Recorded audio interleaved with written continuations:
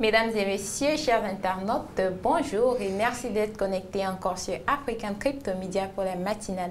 Vous savez, quand on sait qu'on doit présenter la matinale, on est toujours au rendez-vous, surtout pour ce dernier numéro, ce vendredi avec Saloum. Bonjour. Bonjour Mariam, bonjour à vous qui nous recevez à l'instant. C'est toujours un plaisir de partager 13 minutes d'informations autour de la crypto-monnaie avec vous. Toujours avec notre expert bien installé pour nous permettre de décrypter l'actualité autour du digital. Alors, on prend cette première transition pour tomber dans la première rubrique, la minute d'information, pour entrer véritablement dans le vif du sujet.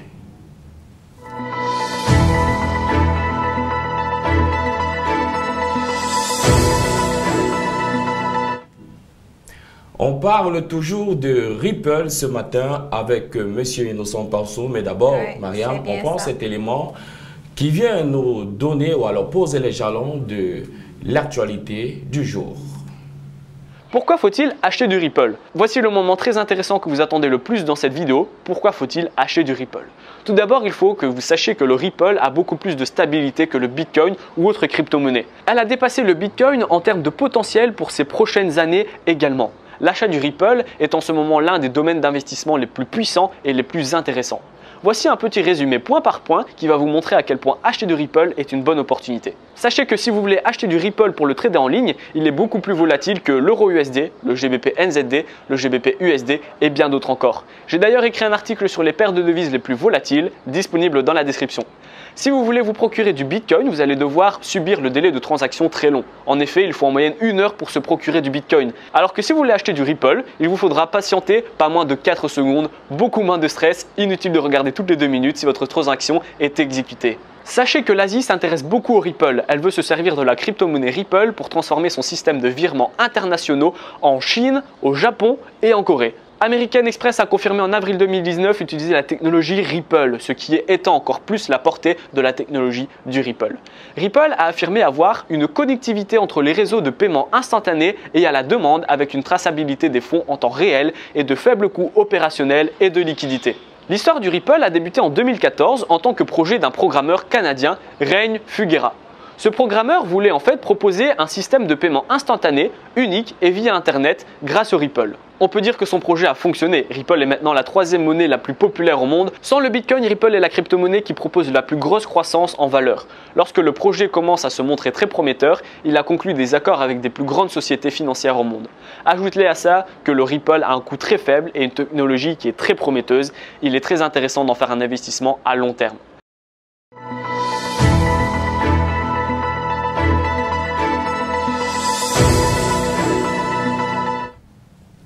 Et oui, chers internautes, ce matin, nous parlons du Ripple, bien évidemment, avec notre expert Innocent. Bonjour Innocent. Bonjour Mariam, bonjour Abdel, bonjour à tous les internautes qui nous suivent de l'autre côté. C'est toujours un plaisir pour moi d'être sur African Crypto Media. Alors, que nous disent l'information sur le Ripple ce matin? Le Ripple est un système de règlement brut en temps réel, un marché d'échange et un réseau d'envoi des fonds par la société Ripple. Lancé en 2012, le réseau Ripple vise à permettre les transactions financières mondiales sécurisées, instantanées et presque gratuites, de toute taille sans rejet de débit. Utilisé par les grandes entreprises telles que Unicredit, USB ou Santander, le protocole Ripple est de plus en plus adopté par les banques et les réseaux de paiement comme technologie d'infrastructure des règlements. Ayant une capitalisation boursière de plus de 9 milliards 200 millions de dollars, un volume d'échange en 24 heures de 1 milliard 400 millions de dollars, un volume de quantité en circulation de 44 milliards 800 millions de pièces et une quantité maximale de pièces de 100 milliards de pièces. Le Ripple peut être tradé dans 578 marchés de crypto-monnaies et dans des plateformes parmi lesquelles nous avons Binance, Bitstamp et Huobi Global.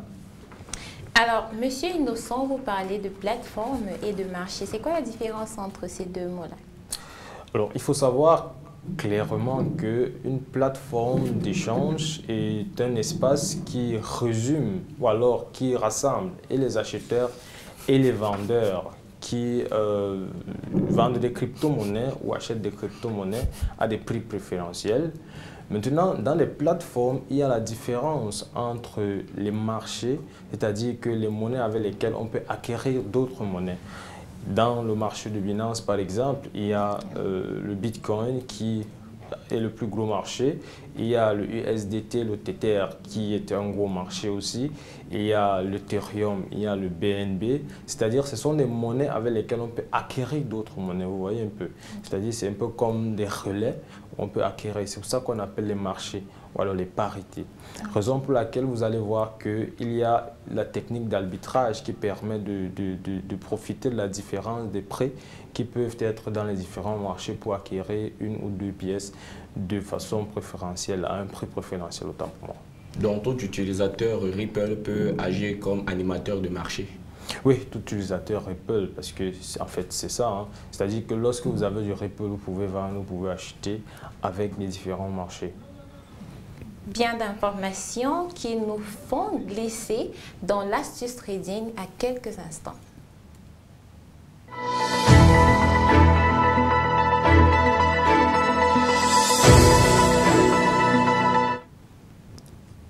Alors, bien dans l'astuce trading, ce matin, nous parlons encore de capitalisation boursière, Monsieur Innocent. Oui, aujourd'hui, on va parler encore de la capitalisation boursière et la relation qui existe entre la capitalisation boursière et le prix ou l'évolution de la monnaie. Donc, vous savez que le trading se joue au niveau de la loi de l'offre et de la demande. Ça veut dire qu'à un moment donné, une monnaie peut effectivement prendre de la valeur parce que sa demande est élevée et ça baisse parce que la demande a baissé. Et donc pour voir ou alors pour prédire que la monnaie si va monter dans les 2, 3, 4 jours à venir, il y a des paramètres bien spécifiques qu'il faut étudier. Et donc parmi lesquels nous avons la capitalisation boursière. Vous savez, la capitalisation boursière de la monnaie peut évoluer 1 ou 2 jours avant l'évolution du prix de la monnaie. Ça veut dire que lorsque vous constatez que, parce que justement, le trading, c'est des études, des données précédentes pour pouvoir prédire ce qui va arriver. Donc, vous avez les données dans une plateforme telle que CoinMarketCap que nous exploitons depuis un certain nombre de temps. Donc, lorsque vous regardez la capitalisation boursière de la monnaie et que vous constatez que ça a évolué de façon positive, ça veut dire que ça peut partir de 1 million de dollars à 1 million 200 000 dollars. Ça veut dire que la monnaie est largement demandée. Et dans les minutes ou dans les heures ou dans les jours à venir, la monnaie va prendre de la valeur. Donc, il faut migrer vers là. De façon naturelle aussi, lorsque la capitalisation boursière de la monnaie chute et que la monnaie, ou alors la valeur de la monnaie n'a pas encore bougé, il faut très rapidement se débarrasser de la monnaie parce que ça va chuter. Alors, moi j'ai envie de vous poser une question comme ça. Êtes-vous vivant, Monsieur Innocent Ponsou? Bien sûr, je suis vivant, je suis un être humain. Mais quelle Et toi, Marianne, question? tu es bien là? Non, je ne suis pas là. À question bizarre, réponse bizarre. La réponse tout à l'heure avec Marcus pour l'astuce fun.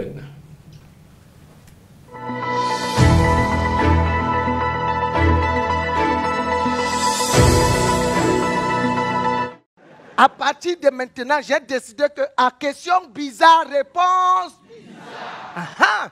L'autre jour, j'ai croisé un ancien camarade nommé Mandeng Mamyem.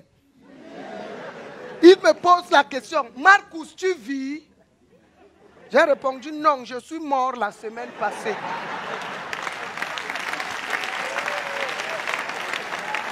Et comme c'est ton père qui m'a tué, je suis venu me venger. À question bizarre, réponse bizarre. Je vous assure, imaginez-vous, je suis en train de manger au restaurant. Mon ami Kwayeb entre. Hey, Marcus, tu es au restaurant en train de manger. Il dit que non, je suis au champ en train de semer le maïs. Les gens exagèrent. Les gens exagèrent. Samedi passé, je pars me coiffer. J'ai fini de me coiffer net devant le salon de coiffure. Je croise une amie, Ngobilong. Elle me voit. Marcus, tu étais chez le coiffeur? Il dit que non, j'étais chez le menuisier. C'est lui qui m'a raboté la tête comme ça. À question bizarre, réponse bizarre. Franchement, parfois on se retrouve dans une salle pleine comme ça, surtout les spectacles de hip-hop. Le gars qui fait le show sort de là-bas. Everybody, est-ce que vous êtes là? Nous, on a envie de répondre non, la salle est vide. Est-ce que vous êtes venus vivre le spectacle? Non, nous sommes là pour nous balader. Franchement, je vous assure, à question bizarre, réponse bizarre. Les voisins alors exagèrent. Tu te réveilles chez toi le matin, 6h45. Tu es au niveau de ta véranda en train de te brosser.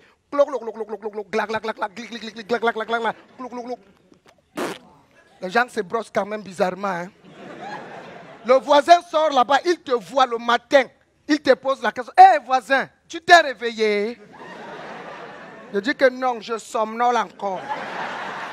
Toi-même, tu rêves seulement que tu me vois. Nous tous, nous dormons. À question bizarre, réponse bizarre. Les gens exagèrent. Je suis en train de voir le président Maman. Je sais très bien que c'est lui, le président du Parlement du Rire. Mais je pose quand même la question. Président Maman, c'est vous? Il me dit non, c'est pas moi, c'est Drogba.